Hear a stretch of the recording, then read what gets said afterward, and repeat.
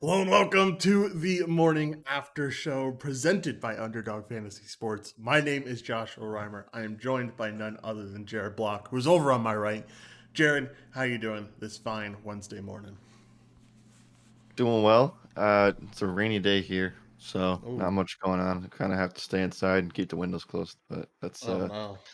that's the day that we have. Especially, like figures that it would be the day that we don't have early only baseball. But mm, Yeah. it's okay.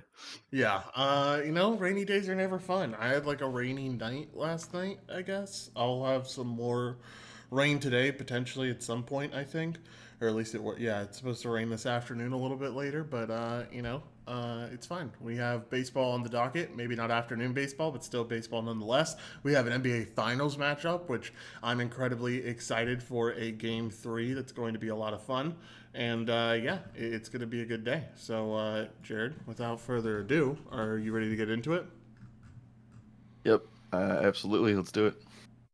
Alrighty, let's get into it. Let's start talking about the NHL and go over the NHL recap very quickly. Lightning bounce back, take game four at home, series tied 2-2. Both teams have just won the home game so far through this series, and so now we head back to New York for a pivotal game five. I don't know, man. It just seems like we're gonna have the same thing that happened with the Hurricanes, right? Where it's just every other game is just gonna be a win at home, and maybe you get some spectacular stuff for the last game seven, like we saw with the Rangers in Carolina. But I don't know. It seems like it's just gonna be every home game is a win for the home team. Yeah, basically. I do feel like this whole Rangers not being able to win on the road thing is going to hurt them long term, and the Avalanche just get to sit back and wait until they get to host the finals. Get to enjoy it, get to just watch it the whole time. That's gonna be it's gonna be fun for that Avalanche team, I'm sure, just to study up and get ready for the finals, and like I said yesterday, recover from any injuries. All right, anything else on the NHL side? We kind of have boring NHL for the next few weeks, just because we only have one game every 2 days. Yep, nothing tonight, so we'll recap some stuff on Friday. Yep, for sure. All right, let's talk about the NFL. Talk about everything that happened yesterday in the NFL. Walmart buys the Denver Broncos for $4.65 billion. That was big news yesterday. I know it was rumored to happen, and then they said that they were going into their second round of bids, and seems like this is a firm done deal. Everyone agrees on it, and I don't know. It should be interesting to see what this Denver team is like under new management. Yep, it's going to be really interesting to see because, like, I don't know, they made a lot of decisions over the last year, and I don't know. This is kind of just an egregious amount. That's probably why it makes headlines so much. Because the last team that was sold was Carolina, and that was like maybe 1 billion, 1.5 billion. Uh, I guess they're expecting the Broncos to be really good for the next 5 years. Yeah, that or just like I think the Broncos are a team that is just, I think they have the starlight more than like a team like the Carolina Panthers at the end of the day. Like you had Elway, you've had championships with this team and stuff, and I don't know. I think that there's a lot that this Denver Broncos team represents, and that's probably why it's such a high price tag. And it's a lot of money to spend, but you're right. This team is going to be good for quite a while, as long as they get a QB at some point. So that will be interesting. Other news bits here: Breeze leaves NBC after one season as an analyst.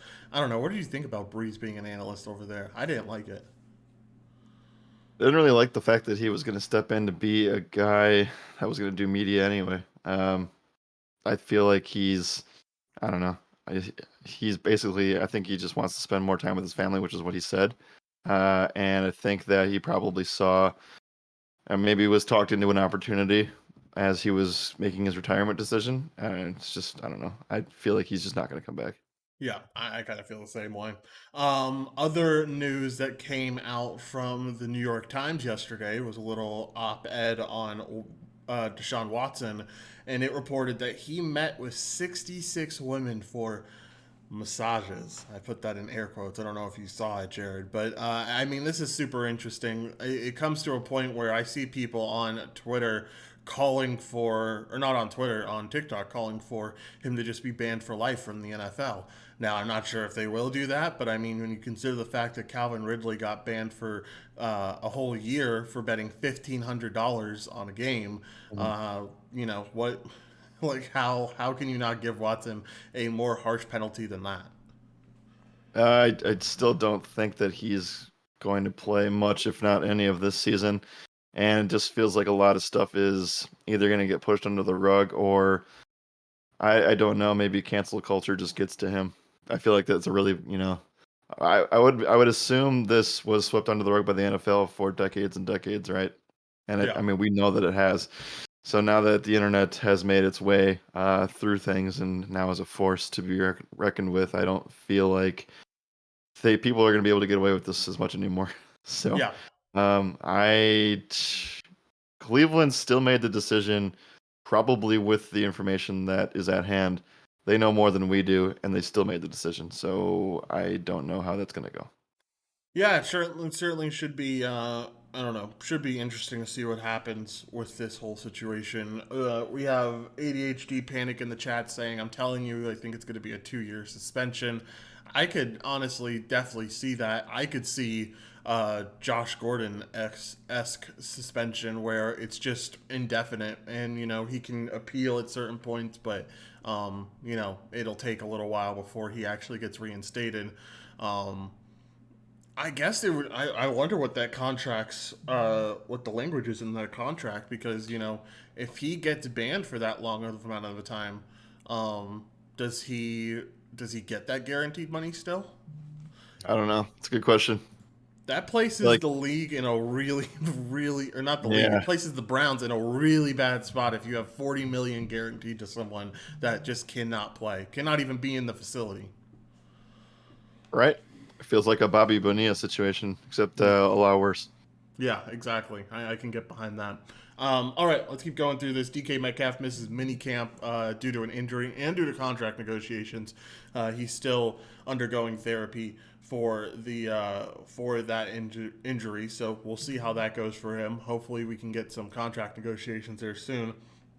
And Rodgers said he will definitely be finishing his career in Green Bay. You say shut down the haters. I say kind of wishy washy in whenever he is going to leave the league. And I don't know. I don't know.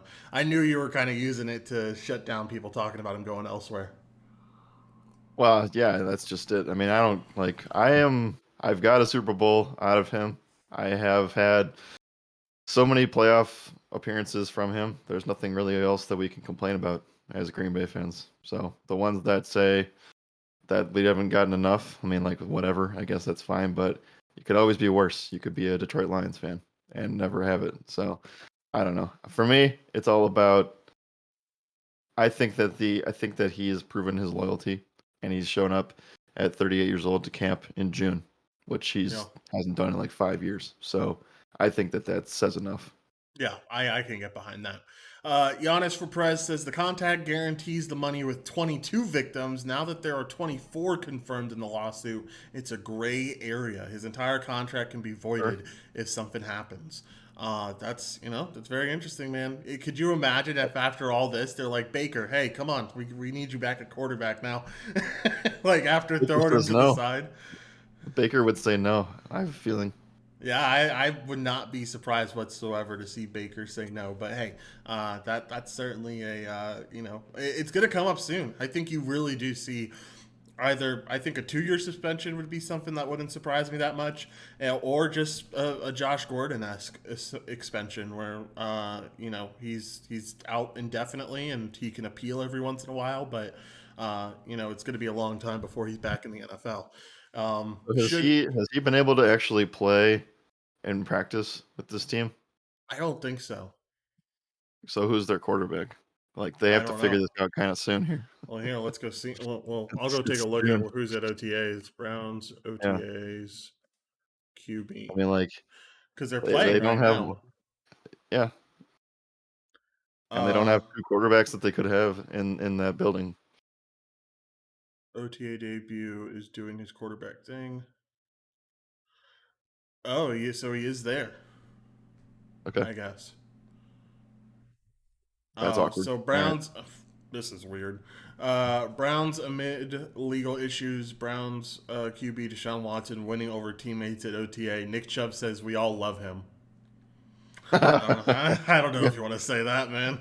All right. Well, they have some issues now, like right. I mean, like not even that, but they also have Kareem Hunt on the roster too. I know that that's been there and gone, but like, it seems kind of fishy.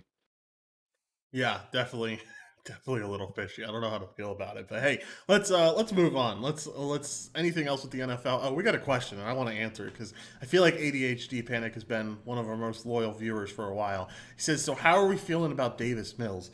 I don't know about you, Jared, but I have like this. I've told you this. I have like this jumbo patch Davis Mills RPA, like 1 out of 50 that is like worth $300. So like I keep debating like should I sell it? Should I keep it because he's gonna have a good season? What do you think about Davis Mills?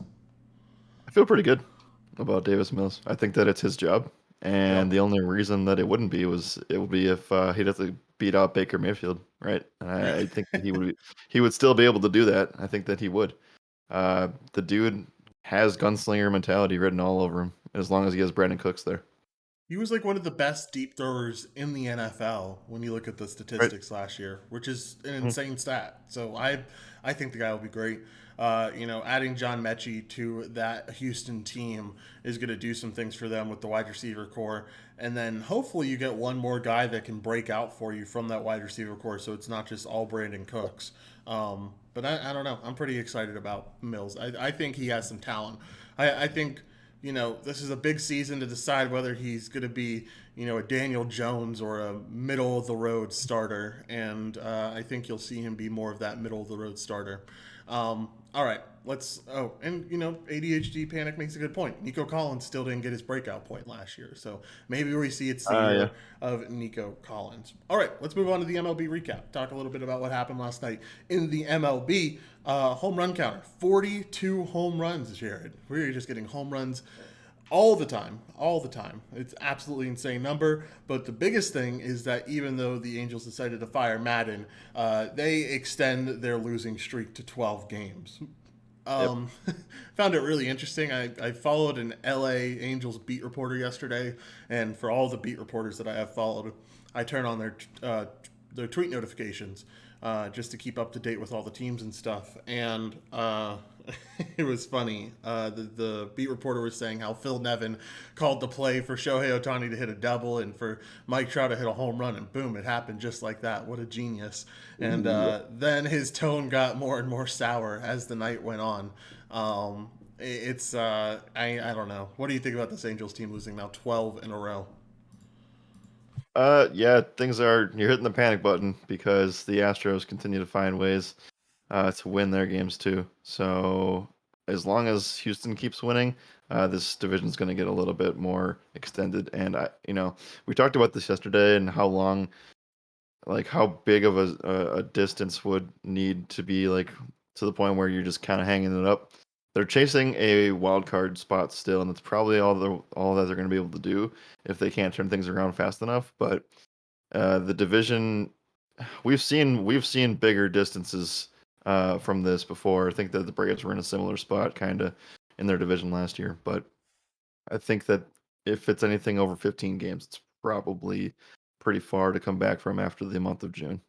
Yeah, I think no matter what, it's probably going to be pretty tough. This is the seventh game in this little stretch of games that they've lost. Little, it's 12 games that they've lost, but seven of the 12 games have been lost by one run, Jared. When you Yeah, can't when you can't get over the hump on those one run games, those are like the most important games of your season because I heard this statistic somewhere. You're always going to lose 60 games. You're always going to win 60 games. It's what you do with that other 60 games that really counts at the end of the day. And those 60 games are those games where you end up or it's not 60, it's 40 if you do the math. But those 40 games is where it's really count. Those are the one run games. Those are the games where you have to be clutch to be able to win it. You have to have that shutdown pitching. And, it's clear that the Angels are just losing the majority of these games that they need to be clutch in. And it's, like yeah. you said, like it's just going to be tough for them in the division. It's nearly impossible now to come back from 9.5 games back in June. Right, right. I mean, that's baseball is so much tougher when it comes to that than anything else, and with the variants already involved, like I don't know, we still saw like so this Madden thing extends farther than just this 12 game losing streak, right? I think that there's been some kind of feuding. Um, I don't really know the situation that well, so I did some digging this morning about it, and the Angels owner, Art Moreno, apparently is one of the he has a quick trigger in terms of things, and it has made a track record of pretty poor decisions over the past like decade or so. Uh, he ended up he was the guy that ended up signing Albert Pujols and Josh Hamilton to a lot of like big money deals for players that had big names that probably would drive ticket sales, but they definitely weren't in their primes necessarily anymore. And then he also kind of forced a few GMs or a GM and a head coach out before Joe Madden even got there. I believe Brad Osmus was the head coach that was fired before Madden got hired. Um, but at the same time, like you see some of these things like um, forcing Brandon Marsh into more playing time, signing Anthony Rendon, who I know was hurt, but like still like I feel like it wasn't they didn't get as much out of it as they thought they would after Anthony Rendon had a historic season in that World Series win for the Nationals, and then you have Mike Trout go down. Um, Joe Madden deserves a lot of credit for being able to. I think that he played a huge part in getting Otani the MVP because he was the one that was kind of in charge of what to do with a player that can both pitch and hit. And we never really saw that before. So, or haven't seen it in a very, very long time. I don't know. I think that there's a few decisions here that kind of like were strange, and I think that not all of it should be blamed on Madden, but he was definitely the scapegoat. He's also a part of this thing too, where we forgot about this, but Madden did intentionally walk Corey Seager with the bases loaded Yeah, like, bro, very start of the season. that's what So, I heard the most about Joe Madden yesterday was just reminding me about that Corey Seager walk. When we had Corey Seager that night, that was infuriating. But I mhm. heard a lot about that, and yeah, I don't know. I saw a little quote from Joe Madden from the Athletic just saying that like he wants to use he wanted to use analytics, but not to the extent that the front office did. And I feel like that's always going uh, to, with any, because it's a new GM, right? This is the first year that they had their GM there in Los Angeles. Um, Madden wasn't his choice, so they obviously don't fully agree on the use of analytics. And so if one guy wants to use it more, one guy wants to use it less, it just creates tension that you can't really live with in a front office. So probably better overall. I hope Madden gets the job somewhere. He deserves it. It won't be until the offseason, obviously, but hopefully he can get a job somewhere because I know he said he still feels passionate about coaching and he still wants to be somewhere. So hopefully he does. it- Klept2R says, "Why does he deserve it?" He's been a decent manager, man. Like I firmly believe in that. I firmly oh, believe that this you wasn't had his fault. uh, to an extent, I agree with that. I I think mean, that like what? he Like still is at fault there. huh? He still is at fault a little bit, I but I do believe guess. overall he's a scapegoat of sorts.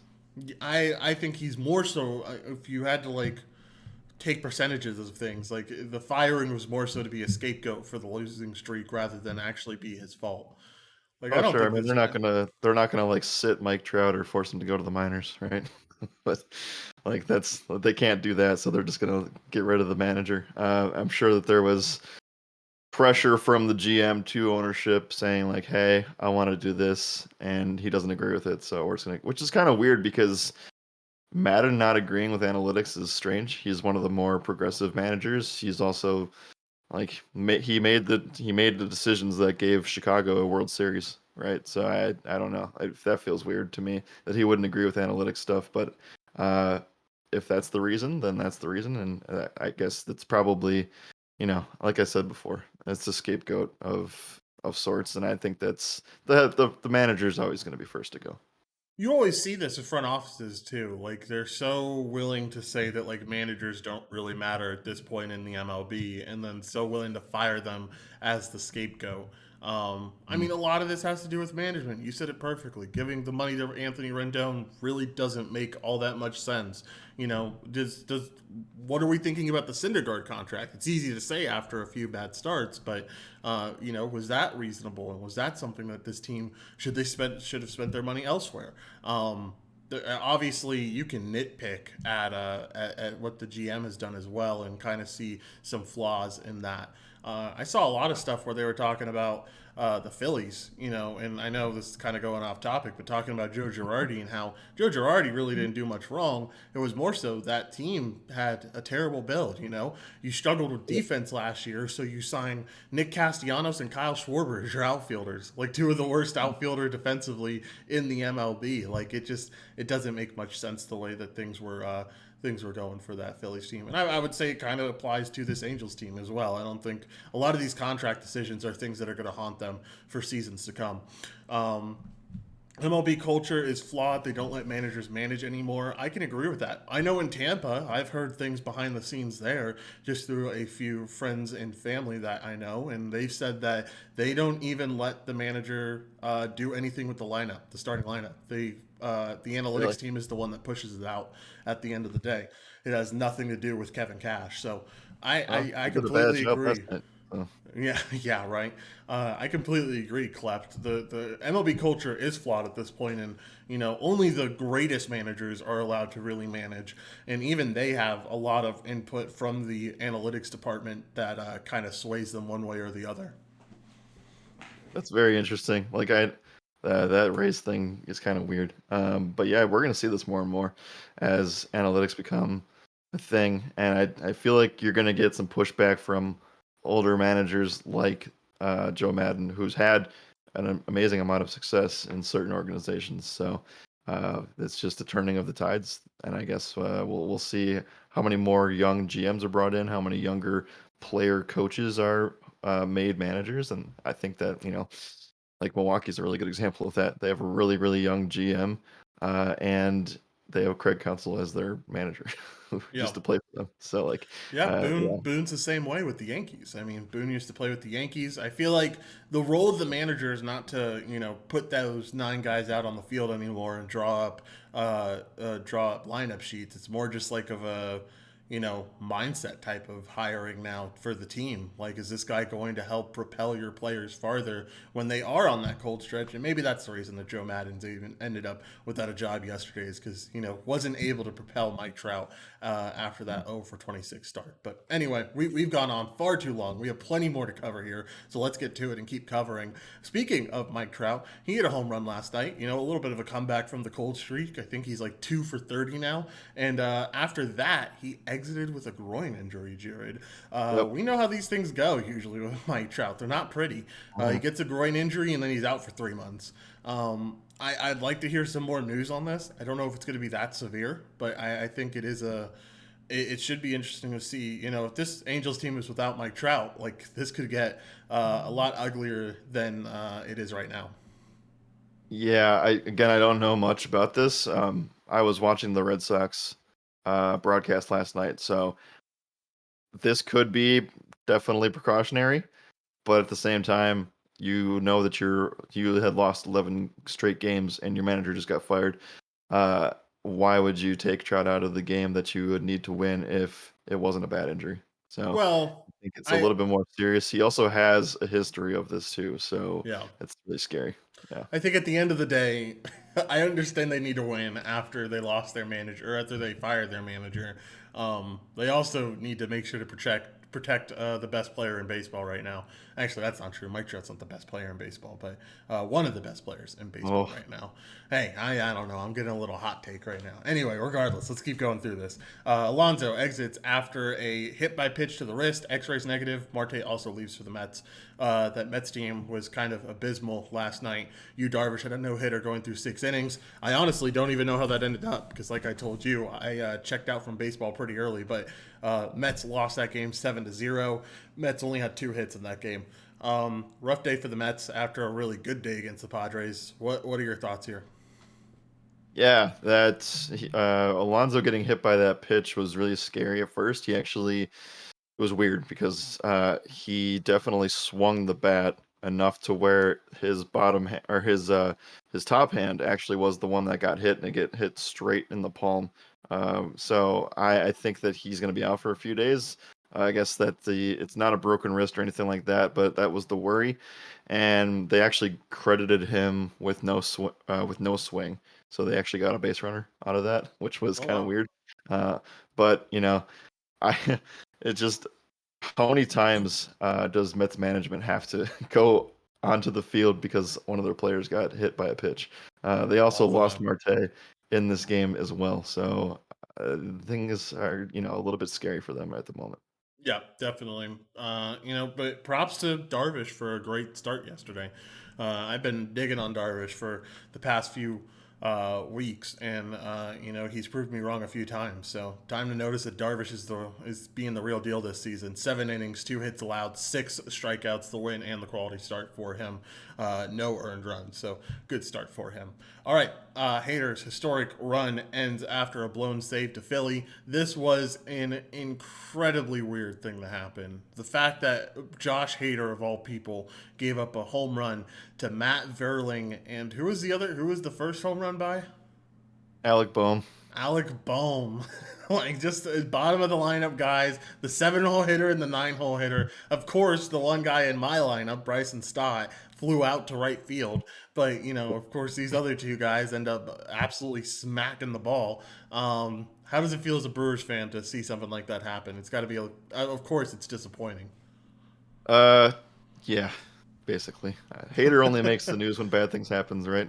Facts. Yeah. So, but before that, he had gotten 32 consecutive saves, Wow. which was the MLB record. So That's insane. he, yeah, I mean, like I said, and that goes for all closers. You don't make the news until bad things happen to you.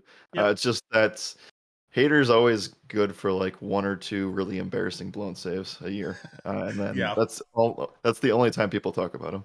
Yeah, no, that's a very good point, and he's getting close to like reliever of the year status. I mean, no one's really going to catch up to He's the getting save. close to Hall of Fame status. Well, yeah, we already. I feel like that's been coming for a while, but the guy's a stud. He's the best closer in the MLB in my eyes. No one really comes close. But I think that a blip on the radar is expected every once in a while, and I just think it was a weird. Like I would understand it if you were going up against like Hoskins, Harper, and JT Realmuto in that three, but the fact that Bohm, Veerling, and Stott are the ones who did it is just disappointing to say the least. All right, Yeah, Veerling's first major league at bat since May 10th. oh my goodness, that's crazy. All right. Anyway, let's move on. Let's talk about the NBA final. Let's get this off your mind, Jared, and talk about tonight's game. Celtics -3.5 favorites at home tonight. This is going to be a good game. Starts at 8 p.m. Central Standard Time, 9 p.m. Eastern. We will be in the good skill chat room to hang out with you guys and talk about the game as it goes on, just like we have been for the past few days. Giving away some prizes. We've given away Funko Pops. We've given away straight cash. We've given away jerseys. We've given away anything you can think of. So it's been a lot of fun in there. Hopefully, you guys can come hang out with us today. And I know Jared and I will both be in there for the whole entire game. But Jared, while we are here, let's go over this underdog board a little bit. Talk about it for the RSC people that are watching us right now. Yeah, the underdog board's very juicy today. Things are getting locked in a little bit more as the series goes on. And like I said, like we've mentioned before the last couple days, this is the most pivotal game of the series. And I think that this is the most pivotal part, games 3 and 4 of that as well. Uh, Golden State has the momentum right now, but Boston is going to be obviously rocking tonight in the Garden. So I think that it all kind of depends on the third quarter. And I guess like before we get into underdog props, uh, play some third quarter bets on the Warriors money line and on the Warriors spread line for the third quarter. I've been noticing this, and Boston has done this on the road a few times to teams, but Golden State is really really good at coming out of the locker room and tunnel early and kind of like Yeah, I know that things are like halftime. I think the NBA does halftime wrong, and that's a whole different conversation for a different Yeah. day. But the Warriors know that the least amount of fans at a specific amount of time is the first 5 minutes of the third quarter, and that's why they've been so insanely good at differentiating themselves in that quarter, and it's won them multiple championships. And I think that they do that here today. So just a little tidbit for those of you who I know you can't bet that on Underdog. So we'll talk about things that you can do, but I really like the money line and spread for the Warriors in the third quarter specifically. But as far as everything else goes, we're going to be highlighting some things on social media about Andrew Wiggins tonight, which who I think is going to be a pivotal for this entire series. And Excellent. just the thing that sticks out to me right away here is the 3-pointer prop for Wiggins as well as his fantasy points. 27.75 fantasy point line for Andrew Wiggins. 1.5 3-pointers made as well. I guess that it sticks out to me because I think that they're getting to a point where Golden State has officially declared that they're not going to use Kevon Looney in a massive role. He's going to play probably 18 to 20 minutes instead of what we thought might happen, which was what happened in game one where he had more than 25 minutes. Um, I don't think that they're gonna. I think they're gonna try to play small, and that means Wiggins has to guard Brown and Tatum, who he has been doing a pretty decent job on. And then obviously the biggest thing here is after Wiggins, you got to figure out which one of Brown or Tatum is going to be the beneficiary of that today. Yeah, for sure. I think that, we'll stick on this Warrior side, but I like the Wiggins stuff. I think that, that fantasy points prop makes sense to me. Probably would have gone over it if there was any play in the fourth quarter there, but didn't get that play in the fourth quarter. So Yeah. obviously his Yep. line was cut a little bit short. I think, Jordan Poole's a guy that's really interesting to me. Do you think he has as good of a game as he did last time out? I mean, I know last time he had that big 3-point shot at the end of the third that kind of sealed the deal almost to a certain point. Yeah. Do you think he continues to play like that? Because you look at the game before that, I don't feel like I just don't feel like he deserves some of these lines. I think Jordan Poole's unders are in play. I wouldn't bet the assists or steals, but under on points, rebounds, assists looks pretty good at 18 and a half. Under fantasy points is definitely going to be a sweat, but I feel like every single game that they play in the finals, you're going to see more Otto Porter, you're going to see more Gary Payton, and maybe Iggy starts to play. I don't know if he will tonight, but Jordan Poole definitely had the home crowd backing him in that third quarter, and the shot was falling for him. So if the shot doesn't fall, he's not going to get the minutes. And Boston, I would assume, would exploit him on the defensive end to force him out of the game. So I think under for Jordan Poole sounds about right today. Yeah, I like that under. Specifically, the under on the PRA, 18 and a half seems a Yeah. little high, so I can get behind that. Let's go over Steph and Clay. Let's go over Clay first because I feel like, everyone expected to see Clay do some stuff. I know I had him in a couple of parlays, and he fell short tremendously in that game. Just the shot was not falling for Clay. Do you think it starts falling in the Garden here? I don't know. I don't know what to think about Clay. It's a situation where Kerr probably doesn't want to sit him because he's an integral part of this team, and that would mean we're playing more Jordan Poole probably and Gary Payton, who's technically not 100% yet. Uh, but Clay has not had a Clay game in a very long time, so I No. don't know. They're doing a pretty good job on him. Maybe he's just not the same Clay Thompson. I don't think. I think. Well, I think people agree on that. I don't think that he'll ever be back to where he was before. But I think he might have a vintage moment in him, but I don't know if it's a vintage game. Yeah, I would tend to agree. I just wanted to see. Has never really played well in TD Garden from what I'm seeing here. Obviously, some of these stats are from a long time ago, but has only been over 22 points once in TD Garden. That was back in 2016, before the ACL injury. So something interesting there for Clay Thompson. Never has really done well here. I honestly wouldn't mind the under of. I feel like if you really wanted to pad things, you probably do his PRA because like he already doesn't get many Yep. rebounds or assists, so Yep. kind of gives you a little bit of wiggle room with the points, honestly. All right, let's talk about Steph. He had a phenomenal game in game two until he got yanked because of the blowout. But I mean, the guy looked amazing.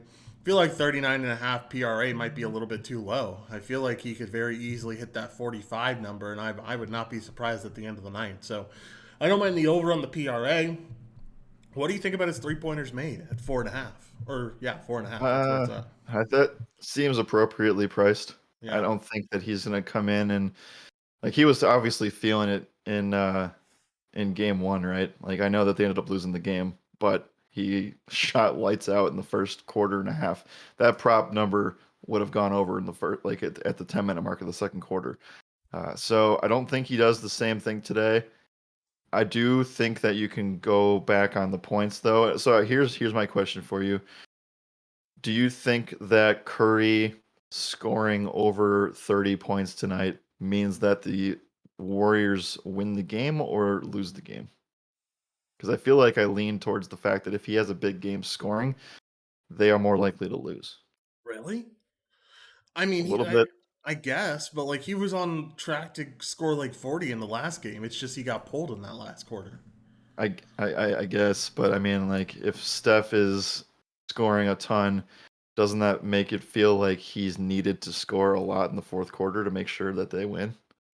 I feel like if Steph is scoring a ton, it just means that this team is I don't know. I can't get behind. I don't think I can get behind the fact that him scoring a ton means that they're gonna end up struggling. I think him scoring a ton can only be a good thing for this team. It alleviates the pressure off of Klay Thompson. It alleviates the pressure off everyone. You know, it makes people focus on him a little bit more, which gives open shots to guys like Jordan Poole. That's why you get. That's why we saw Jordan Poole explode in the third, in my opinion, is because there was so much pressure on Curry because he was having such a good game, and Poole was able to get those deep shots. Unlike the first game, where you saw Curry really struggle in that third quarter. So Poole was able to come in there, and when he did, he got a lot of pressure, and he struggled, and the rest of the team struggled too. I think Curry scoring over 30 means they win this game. Okay. Well, I mean, regardless, right? Regardless of winning or not, if you're taking the under on Klay Thompson, you're definitely hammering the over of 28 and a half points on Underdog for Steph Curry. I think that number actually is too low, and I think that game two blowout definitely benefits a lot of Warriors picks today. Yeah, I would tend to agree. All right, let's talk about the other side, Jared. Let's talk about the Celtics team and talk about Tatum first. That 5.5 assists, man. Like I think it's been such a true thing that when he has over 5 assists, he has the Celtics end up winning. Yeah. So I feel like you can kind of parlay that with what you feel like the game is going to be. Do you think the Celtics are going to win? I'd take them over 5.5. You think they're going to lose? I take the under there. I think that the Celtics win tonight, and I think Really? they lose game four. I think they lose tonight in an extremely close game, and I think they win game Yeah, four. That's my, that would be fun. I mean, yeah. I'm still Warriors in six, but I think Warriors win one of these games. I'm kind of on back and forth on what it's going to be. They're only getting a point or a half a point from Vegas because the baked in home court advantage of 3 points exists here. Hmm. Uh, Tatum points is way too low for me. 27 and a half feels very, very low in this scenario. Uh, First home game, finals game.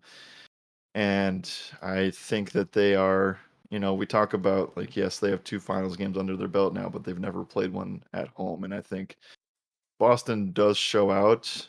Uh, Tatum, I don't know. Who do you think Wiggins concentrates more effort on? Because Brown's had some really, really opportune moments of these finals so far. Yeah, I tend to agree. I think that you probably have Wiggins focus in on probably Jalen Brown, honestly. I mean, Brown's the one who's getting these wide open threes. Brown's the one that keeps having really good games. I think you probably see some more focus on Brown, or they do what they did last game. They put Draymond on Brown, which kind of worked to a certain extent. Once things got, I think once they got used to that set, that's when things really worked out for them. But I don't know. I'll be curious to see the defensive alignment. I think you very well could see Draymond on Brown and then see Wiggins on Tatum. Mm. Yeah. Okay. Uh, I'm kind of sad that they have Tatum turnovers, but they don't have Marcus Smart turnovers. I think that would have been a Yeah. pretty easy one to go with. Yo, give me the over on both Tatum and Brown at 2.5 turnovers. Point. Okay.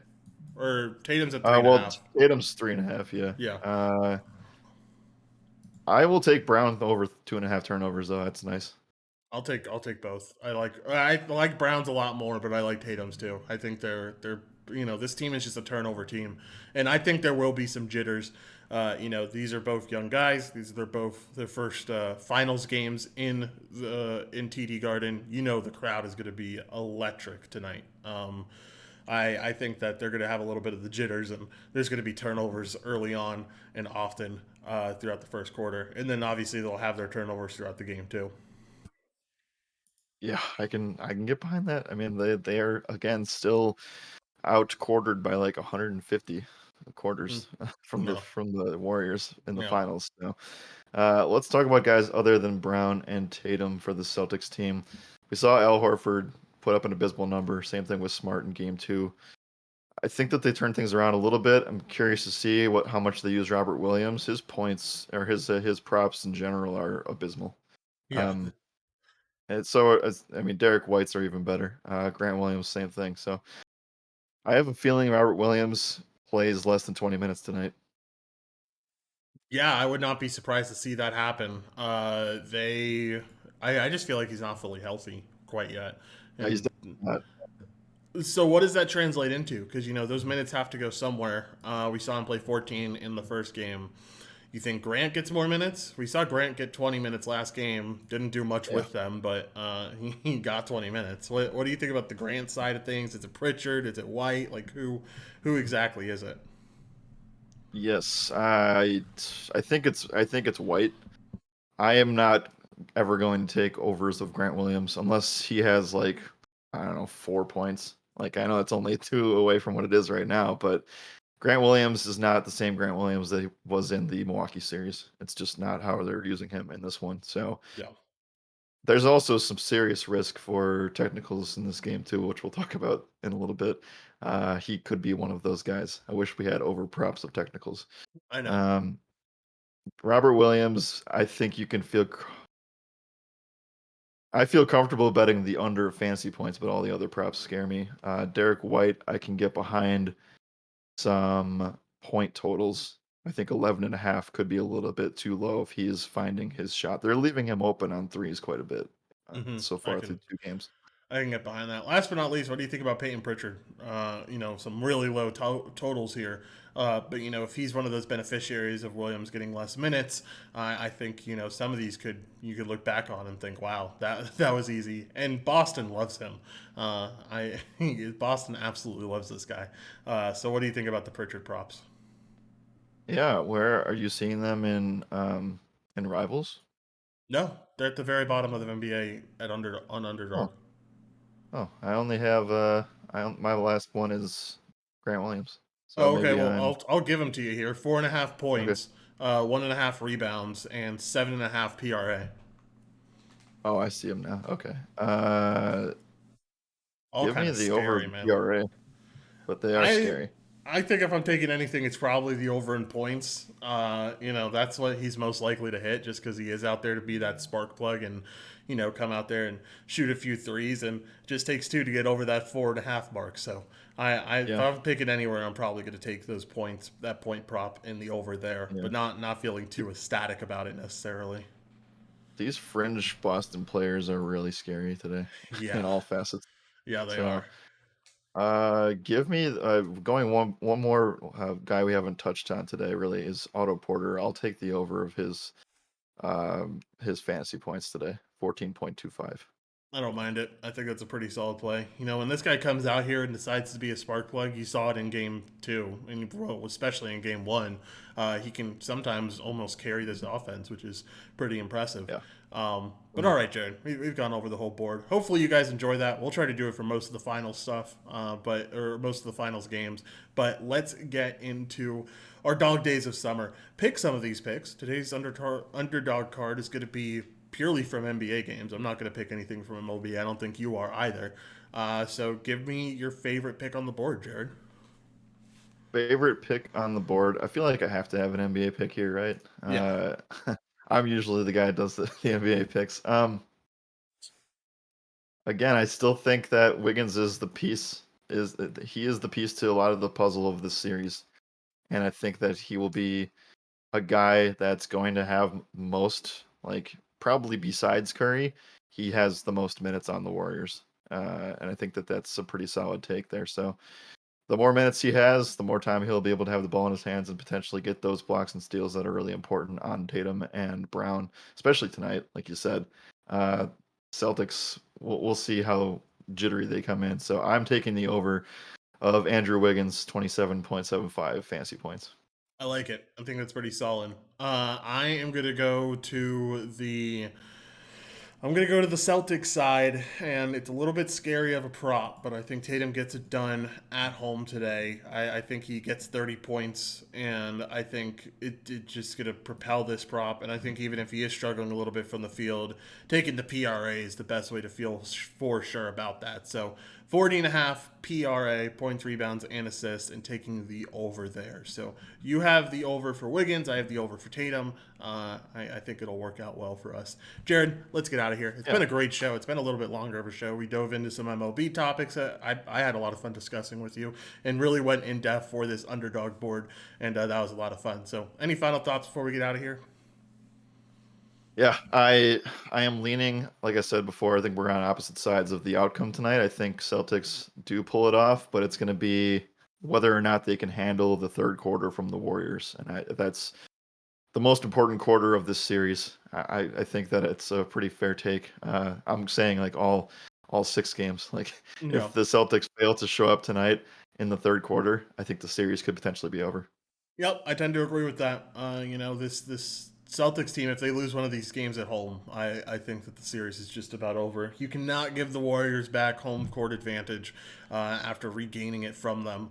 I think you've got to win both games here. I don't think they do though. I think Warriors are going to win a really close one tonight. It's going to be one of those very much down to the wire all the way through. I think it's going to be a lot of fun to watch. And like we said, we'll be with you guys in the Good Skill chat room, sweating it out with you. So we will see you guys there. Make sure to come join us. Like I said, we've given away a ton of prizes for Game 1 and Game 2. The plan is to continue to give out prizes in Game 3. And we hope to see you all there. As always, my name is Joshua Reimer. Good morning and good skill.